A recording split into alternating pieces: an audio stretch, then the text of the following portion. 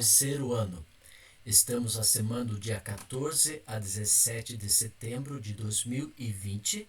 Essa aula hoje, dia 17 de setembro, é a aula que nós gravamos no YouTube. E o assunto de hoje é sobre demografia, que você pode pegar a sua apostila, módulo número 8, da página 17, 18, 19 e 20. Tá? Antes de começar a nossa aula de hoje, vamos pedir a presença de Jesus através de uma oração. Oremos. Obrigado a Deus pelas bênçãos concedidas a cada um de nós. Muito obrigado pela tua paz, pelo teu amor, pela tua presença, pelo teu carinho, pela proteção que o Senhor nos concede a cada dia na nossa vida.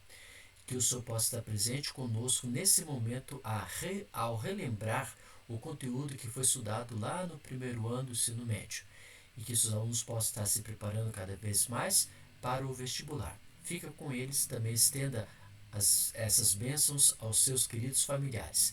É em teu nome que te pedimos, em Jesus Cristo, nosso Salvador. Amém. Lá na página número 17, vem falando sobre o primeiro ponto, conceito demográfico. E quando você fala assim, conceito, né, é a ciência que estuda a população e compreende os fenômenos a elas ligados.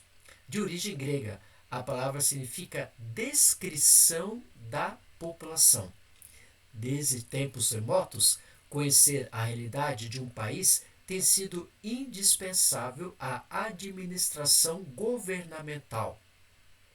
As pesquisas demográficas também atendem interesses empresariais que buscam nelas dados para a expansão dos negócios.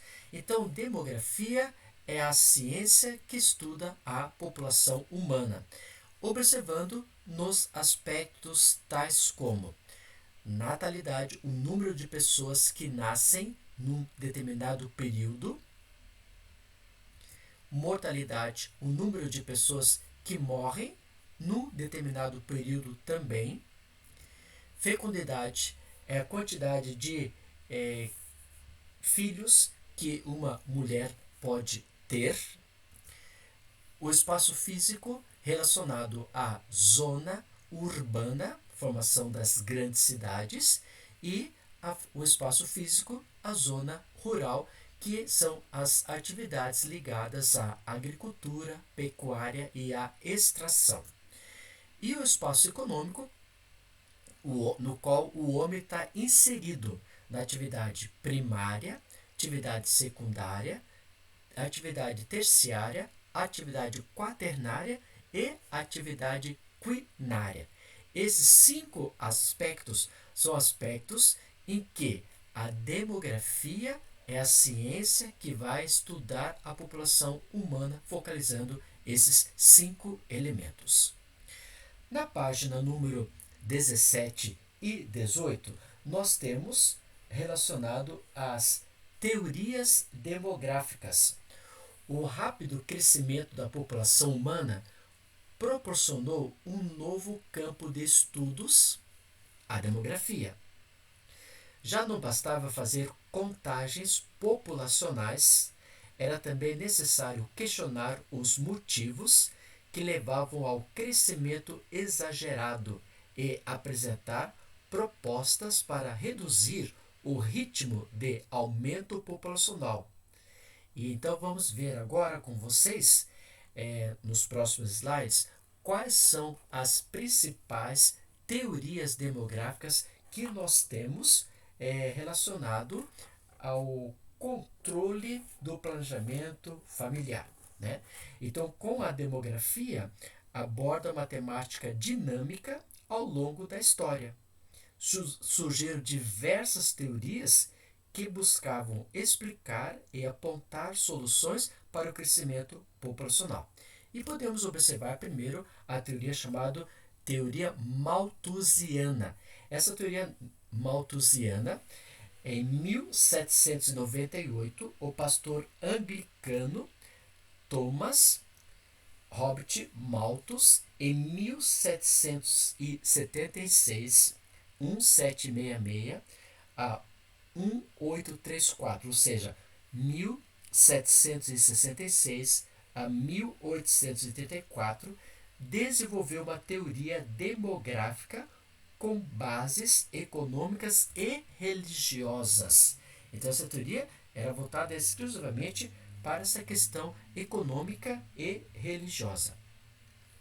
E nessa teoria, observando o rápido crescimento demográfico e também a produção alimentar da Inglaterra, Malthus definiu que a população agrícola ocorreria no ritmo de progressão aritmética, como 1, 2, 3, 4, 5, enquanto que o crescimento populacional ocorreria no ritmo de uma progressão geométrica, 2, 4, 8, 16, 32, 64.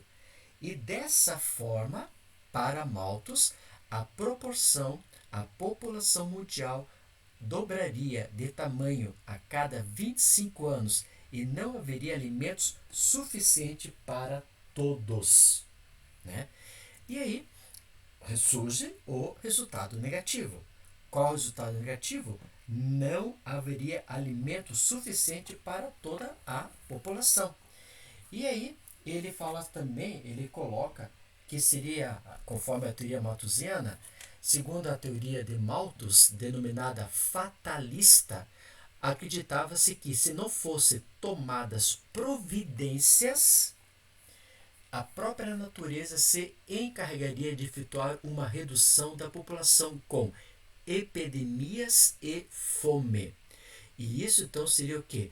O processo negativo do crescimento exagerado da população na progressão geométrica, já que não estava acompanhando então a questão alimentar. Para que se evitasse o caos, então, nessa teoria malthusiana, o pastor anglicano Thomas Robert Malthus, ele recomendou aos governantes que negassem tratamentos médicos à população e que também exigissem a abstinência sexual de todas as famílias. Para Malthus, somente aqueles que dispusessem de terras para produzir seus alimentos poderiam ter filhos.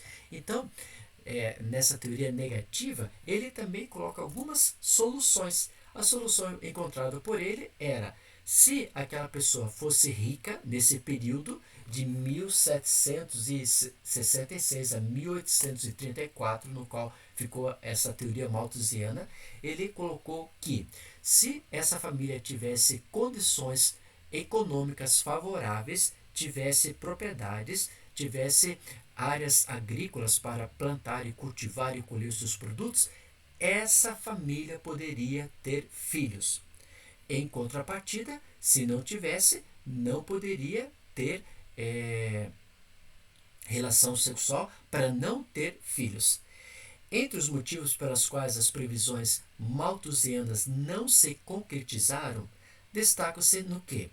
Hoje podemos observar que melhorou as técnicas agrícolas, utilização maciça de máquinas e fertilizantes, melhoria nas colheitas e o desenvolvimento e a utilização de recursos anticoncepcionais que possibilitaram uma redução gradual da taxa de natalidade. Então, hoje, qual foi a solução encontrada? A solução encontrada foi que melhorou as condições de saúde médico-sanitária para as pessoas, teve anticoncepcionais que possibilitaram a redução gradual das taxas de natalidade e também técnicas agrícolas de boa qualidade para produzir bons produtos. Como consequência disso, o que aconteceu? Essa teoria malthusiana foi substituída pela teoria chamada neomalthusiana. E a teoria neomalthusiana, no início do século XX, alguns demógrafos que estudam a demografia, a população humana, adeptos de Malthus, passaram a divulgar suas ideias baseadas no mesmo moldes da teoria malthusiana. Para eles, a miséria era uma consequência do aumento populacional. Então, nós podemos ver ali, teoria neomalthusiana. A explosão demográfica do período pós-Segunda Guerra Mundial ressuscitou as ideias de Malthus, conhecidas como neomalthusianas ou alarmistas. E ele coloca o seguinte, que o elevado crescimento populacional foi responsável pelo subdesenvolvimento dos países pobres. Como consequência disso, então, eles observam que após as guerras que ocorreram, os países começaram a ter esse problema do grande crescimento populacional, principalmente em países pobres. E o que defendiam então os neomalthusianos? Eles atribuíam a culpa pela situação de miséria dos países pobres pelo crescimento exagerado da população. E eles concordavam que a agricultura era capaz de produzir alimentos para todos. Então, se tivesse alimento para todos, não haveria problema. Mas eles também colocaram na praticidade, defendiam programas rígidos e oficiais do controle da natalidade, em geral rotulados de planejamento familiar, tanto, por exemplo, com voltado para o sexo feminino, as pílulas anticoncepcionais, a ligadura de trompas, o dispositivo intrauterino e alguns até defendiam o aborto. E para a questão masculina, a vasectomia. Isso que li em amarelo são o quê? Pontos de programas rígidos propostos pela teoria neomalthusiana. E aí, quando você fala em aborto, nós temos essa consideração do aborto voltado para as questões sociais, políticas, administrativas e religiosas, né? Então, cada um tem a sua concepção, mas esse foi o programa estipulado lá no início do século XX, logo após as grandes guerras mundiais que ocorreram no mundo.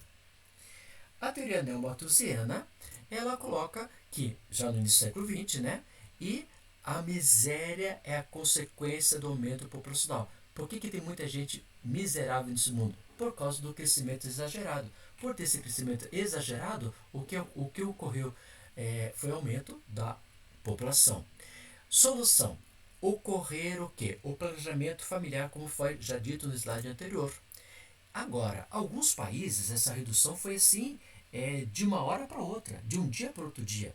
Como no caso a Índia, Colômbia, China, né, que tiveram esse espaço de consideração voltado para a questão de planejamento muito rápido, né? Países como a Índia, Colômbia, China, entre outros, adotaram medidas para reduzir a natalidade, com exceção à China, que implementou a política do filho único. Nos demais países, os projetos acabaram fracassando, pois esbarraram nas questões culturais de cada povo. E no Brasil, o Brasil é um dos países que não adotaram um rígido controle governamental sobre a questão da natalidade. Em parte, isso se deve à influência da Igreja Católica e, mais recentemente, à presença de evangélicos no poder público. A orientação católica, que conta com o apoio de outras denominações religiosas, não admite formas artificiais de controle de natalidade, como pílulas anticoncepcionais, preservativos e cirurgias de esterilização. Mas, a partir de 1970 e também em 1996, o sistema SUS, Sistema Único de Saúde, passou a oferecer gratuitamente para a população métodos de controle do planejamento familiar. E a Constituição brasileira assegura o direito à assistência para o planejamento familiar aos cidadãos. Na atualidade, diversos programas do Ministério da Saúde estão disponíveis à população na rede pública de saúde, dentre as quais destacam a distribuição de medicamentos anticoncepcionais, preservativos e também procedimentos como laqueadura e vasectomia. Também surge essa teoria chamada teoria reformista ou marxista. E os reformistas, que defendem teorias demográficas marxistas, ao contrário dos neomalthusianos, consideram a própria miséria como sendo responsável pelo acelerado crescimento da população. Então ele coloca o seguinte: o problema do mundo, desse grande crescimento populacional, está o quê? Ligado à má distribuição da riqueza. Por isso que os países socialistas, eles não têm classes sociais, todos são iguais. E isso, quando nós observamos na questão da teoria, mas na praticidade a gente vê que não funciona dessa forma. E a solução é, para a teoria reformista ou marxista, distribuição melhor das rendas, ou seja, todos moradores, toda a sociedade reformista ou marxista teriam o mesmo salário, a mesma renda, não tendo essa disparidade, porque essa disparidade que ocorre, essa má distribuição de riquezas que gera o problema de grande crescimento familiar. E temos também a teoria cristã, que nós vimos, que a teoria cristã tem essas três propostas através do dilúvio, e a igreja nos coloca, né, que a orientação católica, que conta com o apoio de outras denominações religiosas, não admite formas artificiais de controle da natalidade, como pílulas anticoncepcionais, preservativos e cirurgias de esterilização. Em sua defesa pelo direito à vida, posiciona-se contrária à prática do aborto. Por que eu coloquei dilúvio ali? Porque antes do dilúvio, a terra, quando Deus criou a terra e deixou na mão de Adão e Eva, ele disse: crescei e multiplicai e enchei a terra. Logo após o dilúvio, que está registrado no livro de Gênesis, né, capítulos 9, 10, 7, 8, 9, 10, ele vem falando que o mundo foi destruído através das águas. E a igreja, hoje, ela fala que para ter esse relacionamento sexual é através do casamento. E aí cada um tem a sua teoria, o seu ponto de vista religioso relacionado à prática do sexo antes do casamento. Então, todo mundo já tem a sua visão cristocêntrica, a sua visão religiosa relacionado a planejamento familiar. Na página número 18 até a página número 20, ele vem falando sobre o título Dinâmica do Crescimento Populacional Mundial. E o censo ele vai observar, por exemplo, 3 fatores.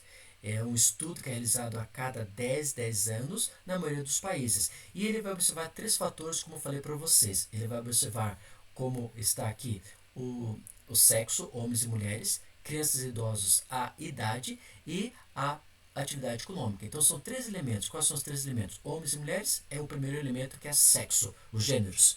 Depois crianças e idosos é a idade. E a profissão, a atividade econômica. Então, no censo, ele vai observar a cada um período de 10 anos, na população, esses 3 elementos, como o sexo, a idade e a atividade profissional. O censo também, isso tudo que é feito aqui no Brasil através do IBGE é enviado para a ONU, para a Organização Nações Unidas, onde vai observar as questões, por exemplo, os dados demográficos, os dados econômicos, os dados sociais de um determinado período, como aqui no Brasil é a cada 10, 20, né? Então, no último ano foi feito em 2010, agora vai ser feito em 2020, mas 2020, por causa dessa pandemia, ainda o governo ainda não verificou essa questão de fazer esse censo. Então, esse censo vai observar, além da questão de idade, além da questão do sexo, além das profissões, esses são os dados demográficos que eu acabei de citar, né? Idade, o sexo e a profissão, são os dados demográficos. Vai ver então a questão econômica, que os países se é pobre, se é emergente, se é rico, e as questões sociais da população observada no censo. E o censo também pode observar a educação, quantas pessoas estão em nível escolar, que estão estudando, que já estão no nível médio, que já estão nas faculdades, que já exerceram a questão de educação. A saúde, né, com essa pandemia que está ocorrendo no mundo todo, todos os países e as cidades, como Curitiba, estão preocupados com o número de leitos disponível para a população no prezado momento. Então a saúde agora também com a OMS, Organização Mundial da Saúde, eles estão observando melhores condições favoráveis para o tratamento da Covid. E aí o que acontece? Muitos países do mundo estão, a China, a Rússia, os Estados Unidos, a Inglaterra, o Brasil, estão envolvidos à procura de uma solução, uma vacina para o controle da mesma. Né? Então, aqui no estado do Paraná, nós estamos tendo controle, uma associação com a Rússia, e estava indo muito bem essa programação, esse trabalho relacionado à vacina, mas só que já encontrou alguns problemas e com o estudo da Oxford na Inglaterra, esse problema dá uma parada, já que o governo estava querendo já vacinar o povo a partir de dezembro, então vai dar uma estendida mais para frente, alguma coisa nesse sentido. Então, o censo também observa a qualidade de saúde de uma determinada cidade, de um país e dos continentes em geral.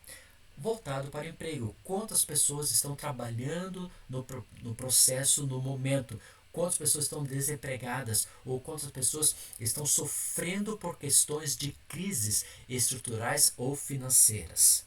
Transporte. O que o país fornece de transporte para uma determinada localidade? Vai ter transporte aéreo? Vai ser transporte terrestre? Vai ser transporte aquático? Né? Que tipo de transporte que uma cidade, um estado está fornecendo? Então, por exemplo, quando falo em Curitiba, o nosso transporte é o transporte terrestre, no qual vão ter transporte de ônibus, né? De táxi, por exemplo, na própria cidade. Como vou para São Paulo, nós vamos ter o quê? O transporte metroviário, o transporte de ferroviário, além de ônibus e táxis e assim por diante. Né? Então, cada lugar vai ter o seu desenvolvimento de transporte, e isso também é observado na questão do censo. E as moradias, como está sendo feito a questão da moradia relacionado a cada cidade. Cada cidade tem o seu planejamento para relacionado à moradia. Será que as moradias são de boa qualidade? E uma moradia proposta pela Organização Mundial da Saúde, pela ONU e pela Coab, né, que é a nossa companhia aqui do Brasil, ela nos diz o seguinte, que uma moradia suficiente deve ter o quê? Uma sala, né, uma cozinha com a lavanderia, né, e depois um banheiro, 2 quartos, um para o pai e a mãe e outro quarto para os filhos. É o básico do básico, e infelizmente é a proposta dos governos relacionado à moradia. E em 2011, no último censo que foi feito, e agora 2020, nós estamos adentrando a isso aí, a população já chegou a 7,5 bilhões de pessoas no mundo. Apesar da pandemia que está ocorrendo no mundo todo, ainda esse fator de 7,5 bilhões é a população do mundo gerada até o prezado momento. Continuando, alguns conceitos demográficos. Quando você fala em CV, é o crescimento vegetativo. Crescimento vegetativo é o número de pessoas que nascem e o número de pessoas que morrem durante o ano. Nós formamos esse crescimento vegetativo. Ou ficou muito, né? Crescimento vegetativo para as pessoas nascem de uma árvore, né? Então eles falaram CN, crescimento natural, que é a mesma coisa que crescimento vegetativo. Só foi trocado o termo porque parece que focalizava como sendo o crescimento vegetativo as pessoas nascendo em árvores, né? Então trocou-se a titulação, colocando o crescimento natural, que é o quê? É o crescimento vertical de uma cidade ou de um estado no país. E CH é o crescimento horizontal, é o processo de entrada e saída de pessoas de um determinado país. Aí vem uma pergunta relacionada aos conceitos demográficos e diz o seguinte: uma população, um país pode crescer em questão humana em 2 aspectos. Quais são os 2 aspectos? A resposta é crescimento vertical e crescimento horizontal. Crescimento vertical seria esse crescimento natural e o crescimento horizontal é a entrada e saída de pessoas em um determinado país. Alguns conceitos demográficos que estamos vendo na página número 18 e 19, falando sobre que população absoluta é a população total de um país e uma área geográfica. E isso é observado através do censo. E esse censo é feito no IBGE, no caso do Brasil. Então, nós vamos ver o número de pessoas de uma área geográfica, como Curitiba. Qual o número de pessoas que nós temos em Curitiba, pegando toda a nossa localização geográfica de Curitiba. Quando se fala em população relativa, é a relação entre a população absoluta, que é o número de pessoas de uma determinada área, com o território ocupado. Por exemplo, quando se fala em cidade, São Paulo, capital do estado de São Paulo, nós vamos ter quase 360 habitantes por quilômetro quadrado. Agora, quando se fala em região amazônica, lá na região norte do Brasil, nós vamos encontrar o quê? 2 ou 3 habitantes por quilômetro quadrado. Essa é o que nós chamamos de população relativa. Você vê lá a composição. Na região amazônica, lógico, pelos empecilhos naturais, pelos rios, pelas florestas e outros fatores, vai ter o quê? 1 até 3 habitantes por quilômetro quadrado ocupado, como formamos a população relativa. E relativa em São Paulo, pelas condições favoráveis, nós vamos ter 360 habitantes. Agora, isso que é transformado em densidade demográfica. Corresponde a quê? A média de habitantes por quilômetro quadrado. Que seria o quê? É a população relativa, absoluta e o território ocupado. Então, quando você fala em população absoluta, só repetindo os três, população absoluta é o número total de habitantes. População relativa é o território ocupado. E a densidade demográfica é o conjunto dos dois elementos.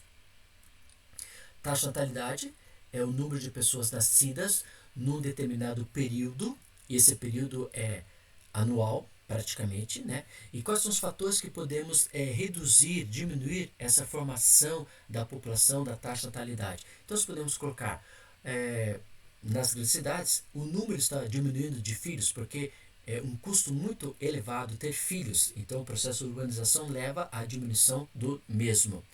As mulheres estão trabalhando mais fora do que em casa, isso tirando esse processo, a pandemia do prezado momento. Mas as mulheres estão trabalhando fora e isso diminui a formação de ter filhos. A evolução da medicina, né, hoje vai tendo controle do planejamento familiar para a diminuição de filhos.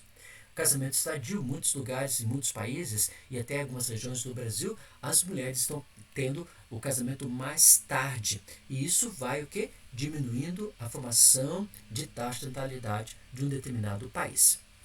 As mulheres também têm os seus direitos reservados na questão trabalhista. Através do governo de Getúlio Vargas e os governos atuais, as mulheres têm segurança voltada no seu espaço de trabalho. O conceito de mortalidade é o número de pessoas que morrem num determinado período, né, no ano.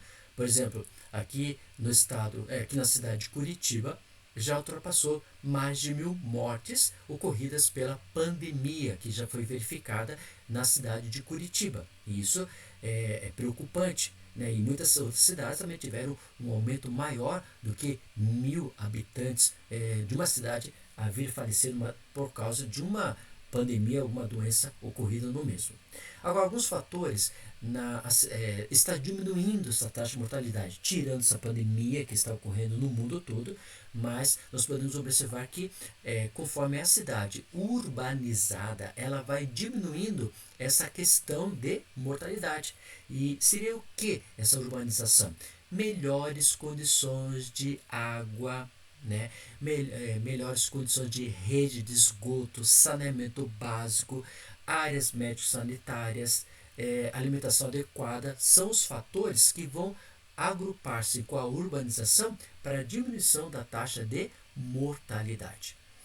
Taxa de fecundidade para o espaço do Brasil, e também nos entramos na configuração de países voltados como a Europa, de 15 a 49 anos é a idade, a faixa etária, que a população feminina ela é reprodutiva. Né? Nos países desenvolvidos, Com o planejamento familiar, nós vamos ter o que? 2 filhos por família. Né? Esse é o planejamento familiar que ocorre nos países desenvolvidos, como, por exemplo, países dos Estados Unidos, o Canadá, né? Que tem essa formação de 2 filhos por família, pelo planejamento familiar. Nos países subdesenvolvidos, aí já chega-se a 5 habitantes, né, 5 filhos por família, por não ter esse controle familiar. E no Brasil, no mundo todo, né, seria 2,1, e no Brasil nós podemos observar o seguinte, que conforme a região brasileira, nós vamos ter essa diferenciação de, eu coloquei 5 para 6, porque no Brasil, algumas regiões chegam a ter 6 filhos por família. Agora, em algumas outras regiões mais ao sul do Brasil, nós vamos ter o quê? 1 filho por família. Essa é a diferença muito gritante que nós temos. Então, o Brasil, ele está dentro da média de 2,1? Sim, conforme a região. Infelizmente, na região norte e nordeste do Brasil, nós vamos ter o quê? 5 até 6 filhos por família. Agora, a região centro-oeste, região sudeste e sul, nós temos uma diminuição de 1 ou até 2 filhos por família. E isso vai tendo o quê? O planejamento familiar, a taxa de fecundidade. O conceito demográfico, expectativa de vida, é a expectativa de vida de uma pessoa e está aumentando, por exemplo, no espaço do mundo e também no Brasil. O IBGE define a expectativa ou esperança de vida como o número médio de anos que o recém-nascido esperaria viver se estivesse sujeito a uma lei de mortalidade observada em dada população durante um ano período. Pode-se dizer que os países desenvolvidos são os que apresentam as expectativas de vida mais elevadas, enquanto no mundo subdesenvolvido esse indicador permanece baixo. Mas nós, como países emergentes, então estamos acompanhando o processo dos países chamados desenvolvidos. Entretanto, a expectativa de vida vem se elevando em muitos países, como também o nosso país Brasil, como país emergente, em função das melhorias nos padrões sociais das populações, isso é, dos avanços significativos no campo da saúde e de atendimento médico, saneamento básico, vacinação e cuidados especiais com gestantes, bem como na educação. Aqui nós temos uma SAGE, né, colocando que o cara já está para alcançar a aposentadoria, até alcançar a aposentadoria ele já vem a falecer.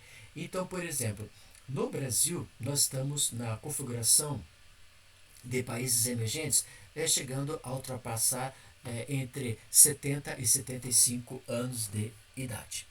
Aqui não vale a pena ver de novo, né? Mas diz assim: tá indo aonde, menino? Trabalhar. Se eu começar agora, talvez consiga me aposentar. Relacionado a essa questão da expectativa de vida no atual governo brasileiro. E expectativa de vida do Brasil vai aumentando cada vez mais.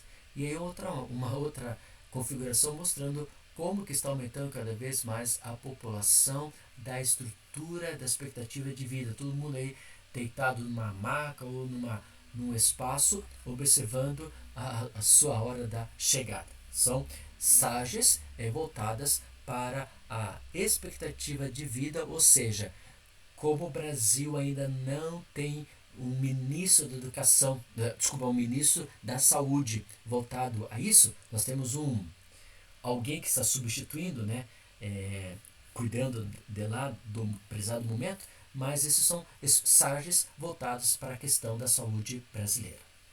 A estrutura etária da população nos apresenta para o espaço de Brasil e para o espaço mundial, que é de 0 até 19 anos, nós somos considerados jovens. É a faixa etária de vocês. A primeira faixa etária vai do nascimento aos 19 anos de idade.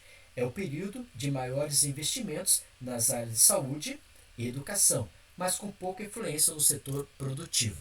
Adultos dos 20 aos 59 anos, a segunda faixa etária dos adultos é mais ampla. abrangendo o período de 39 anos, de 20 a 59 anos. É a faixa etária mais produtiva da população. Nelas estão concentradas as pessoas que desempenham atividades profissionais e contribuem com os governos por meio de arrecadação de impostos. E a terceira faixa etária, estrutura etária de idosos 60 anos, é a chamada também de terceira idade.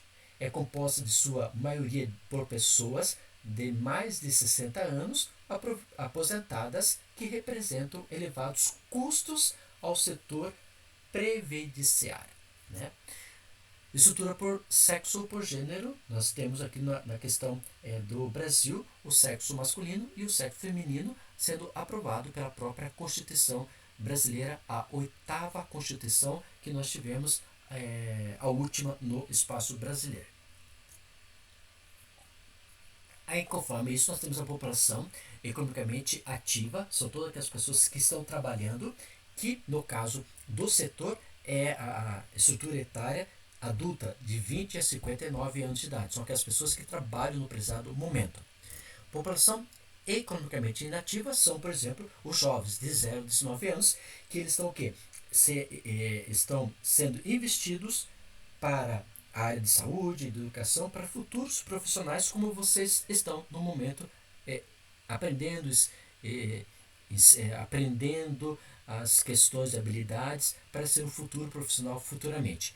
E também população economicamente inativa são a faixa etária dos idosos, que eles têm um elevado custo por causa de aposentadorias. Então, repetindo, PEA ativos são os da faixa etária de adultos de 20 a 59 anos de idade. Agora, o PEI inativos são os adultos jovens de 0 a 19 e os acima de 60 anos. Nessa pirâmide etária, você pode observar que do lado direito nós temos a presença do sexo feminino e do lado esquerdo nós temos a presença do sexo masculino.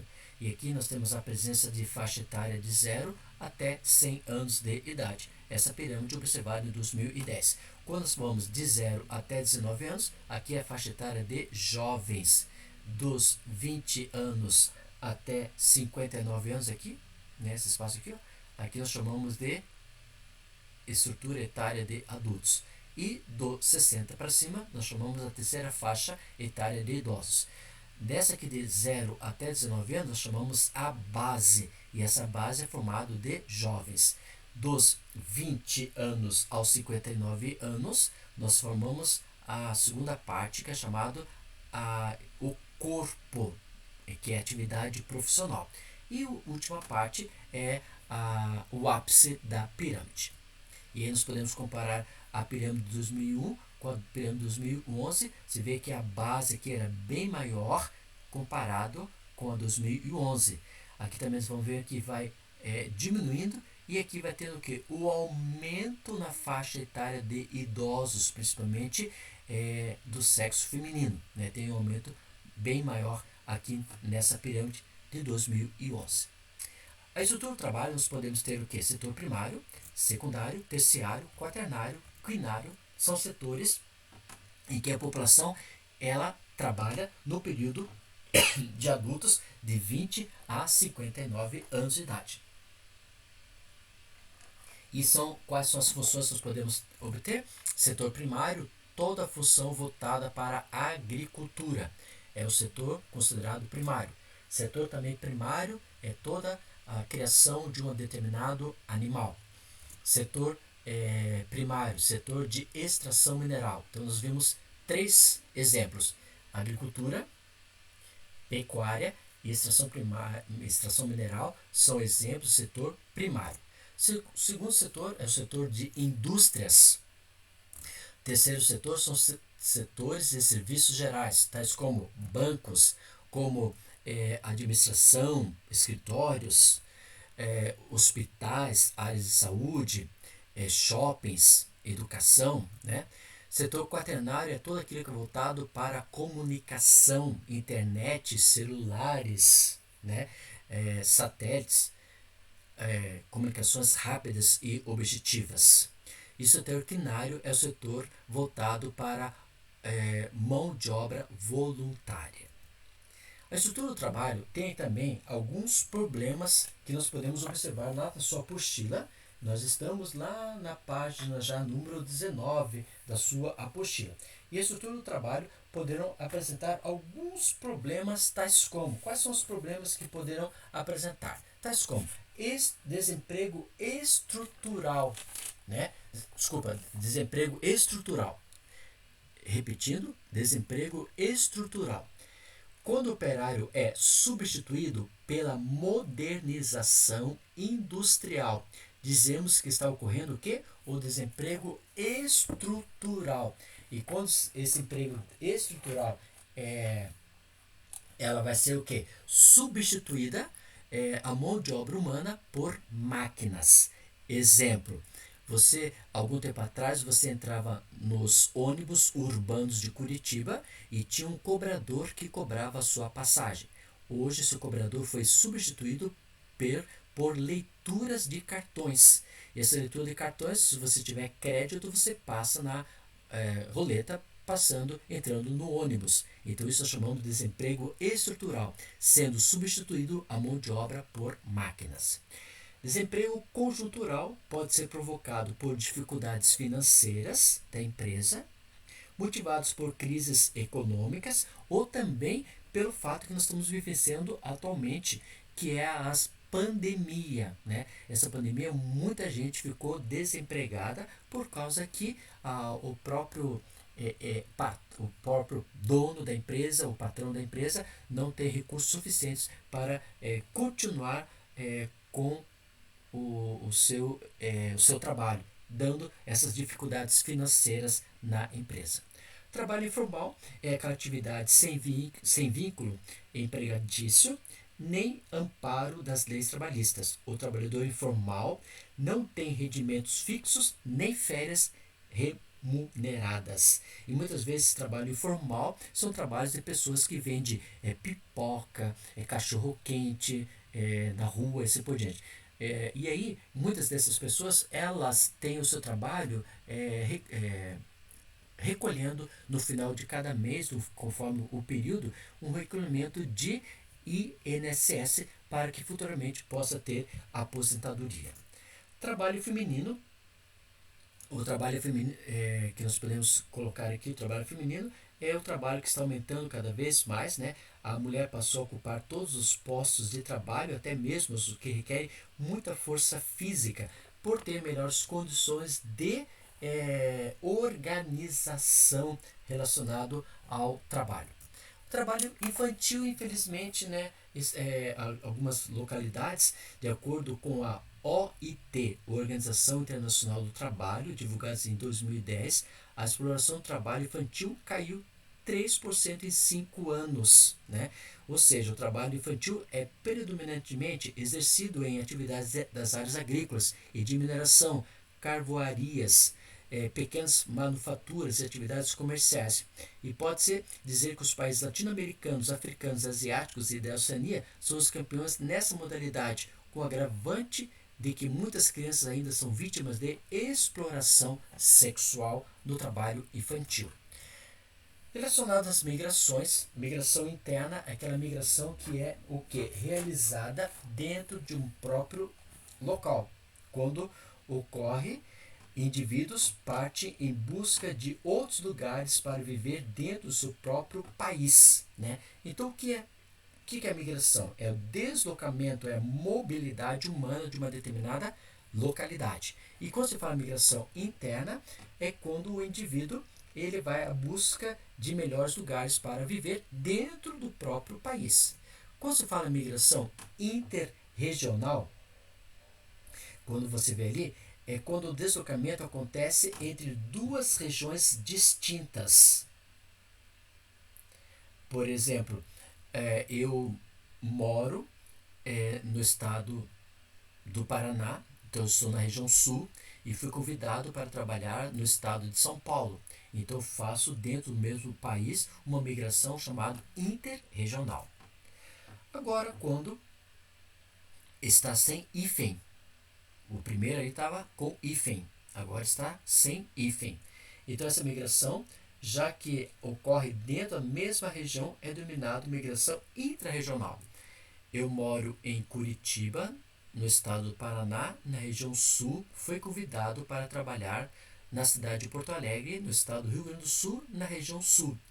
Então estou na mesma região e faço essa migração. É chamada migração intrarregional, sem hífen. Transhumância é que ocorre em várias regiões do globo, principalmente por pastores que deslocam seus rebanhos entre áreas montanhosas e de planícies durante o período do inverno e o período do verão. Isso ocorre muito principalmente na região europeia, esse movimento de transhumância. Já o nomadismo é praticado por vários povos no mundo, como os berberes do norte da África, né? E os ciganos, que estão espalhados por diversos países em movimentos migratórios voluntários ou devido ao processo histórico de deportação de uma região para a outra. Continuando, o movimento pendular é o deslocamento cotidiano de pessoas desde sua residência, localizadas em áreas no entorno das grandes metrópoles, até o seu local de trabalho ou estudo, sem intuito de mudança permanente. Isso é chamado de movimento pendular. O cara ele mora em São José dos Pinhais e trabalha ou estuda em Curitiba, provoca o movimento pendular. Migrações internacionais é quando você realiza de um país para o outro país. O que é turista, né? O turista não é considerado um migrante, pois ele não se desloca de forma definida. Xenofobia, como nós podemos observar, é uma palavra de origem grega que refere ao seguinte: a aversão por pessoas ou coisas estrangeiras. Principalmente isso é muito o que ocorre no mundo europeu, no velho mundo. Tem muito esse espaço de chamando de xenofobia. O êxodo rural é aquele movimento provocando de saída do campo para as grandes cidades. Algumas pessoas também se deslocam realizando esses movimentos migratórios devido às crises econômicas. Tem direcionado os fluxos de deslocamento da América Latina, parte migrantes para os países europeus ou para os Estados Unidos e Japão. Também existem movimentos, né, que são aqui também, que ocorrem, por exemplo, no Brasil, para o Paraguai, à procura de melhores condições de sobrevivência. Os refugiados são outra classe de pessoas que, ao sentirem a vida ameaçada, buscam outros lugares para viver. Essas condições seriam condições de saúde, questões políticas, questões religiosas, questões de gênero, questões de cor, de raça. Então eles vão à procura de melhores condições de sobrevivência. E nós temos em 1950 a ONU, a Organização das Nações Unidas, ele criou o Alto Comissariado para Refugiados para prestar auxílio aos refugiados. Na atualidade, mais de 30 milhões de pessoas vivem sob a tutela do ACNUR. E são pessoas que nós podemos colocar que são refugiados principalmente do continente asiático e também do continente africano, que vão se refugiar, por exemplo, no continente europeu. Ou, por exemplo, muitos que vêm do continente asiático para o Brasil, como os sírios, por questões políticas, religiosas e administrativas, ou, por exemplo, os haitianos vêm também para o Brasil, da América Central para o Brasil, por questões de desastres físicos, né, terremotos e maremotos que ocorreram nessa região. Também, no Brasil, também recebemos pessoas que vêm da América do Sul, da Venezuela para o Brasil, por questões econômicas e administrativas de um país. Então, são esses movimentos. O Brasil pertence ao Alto Comissariado para Refugiados do ACNUR, porque faz a proteção a essas pessoas que vêm de outras localidades. Você tem na página da apostila número 2, na página número 29 a 32, alguns exercícios do módulo número 8 que nós falamos sobre demografia. Eu sei que no final do exercício você tem já o cartão resposta de cada atividade. Mas eu gostaria que primeiramente você lesse, interpretasse as questões e depois você fosse lá no gabarito para ver se acertou a questão sobre demografia. Obrigado pela sua atenção, que Deus possa abençoar você e vamos finalizar a aula com uma oração. Obrigado a Deus pelas bênçãos concedidas até o presente momento. Nos conceda a tua paz, o teu amor, o teu carinho e a tua proteção. Cuide, Senhor, de cada aluno do terceiro ano, que eles possam sentir sempre a presença de Jesus Cristo no coração. Obrigado por tudo. Em teu nome te pedimos, em Jesus Cristo, nosso Salvador. Amém. Muito obrigado pela sua atenção. Até o próximo encontro. Que Deus esteja com você. Tchau, tchau. Fui.